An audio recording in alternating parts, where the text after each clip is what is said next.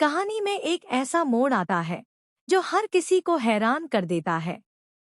माहौल पूरी तरह से तनाव से भरा हुआ है और हर किरदार के चेहरे पर डर और बेचैनी साफ नजर आ रही है।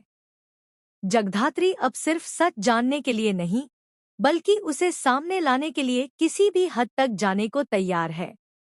उसे अब पूरा यकीन हो चुका है कि रुद्र कुछ बहुत बड़ा छुपा रहा है और इस राज की चाबी उस वेटर के पास है जो उस रात सब कुछ देख चुका है। जगधात्री बड़ी चालाकी से वेटर को एक सुनसान जगह पर बुलाती है। उसके चेहरे पर सख्ती और आंखों में एक अजीब सा आत्मविश्वास होता है। वेटर पहले तो डर के मारे कुछ भी बोलने से इनकार करता है। उसके हाथ कांप रहे होते हैं और वह बार बार इधर उधर देखने लगता है, जैसे कोई उसे देख रहा हो।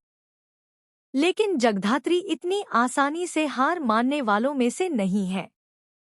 वह धीरे धीरे वेटर पर दबाव बनाना शुरू करती है। वह उसे याद दिलाती है कि सच छुपाने की सजा कितनी भारी हो सकती है। उसकी आवाज में इतना दम होता है कि वेटर का डर और बढ़ जाता है। जगधात्री उसे ये भी कहती है कि अगर उसने आज सच नहीं बताया तो वह खुद उसे इस मामले में फंसा देगी। अब वेटर के पास कोई रास्ता नहीं बचता।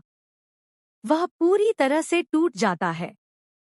कुछ पल के लिए वहां सन्नाटा छा जाता है। फिर वेटर कांपती हुई आवाज में बोलना शुरू करता है। वह बताता है कि उस रात उसने रुद्र को एक बेहद खतरनाक सौदा करते हुए देखा था। पैसों का लेनदेन हो रहा था और साथ ही कुछ ऐसा भी था जो बहुत ही खतरनाक था। वेटर के शब्द सुनकर जगधात्री की आंखें चौड़ी हो जाती हैं।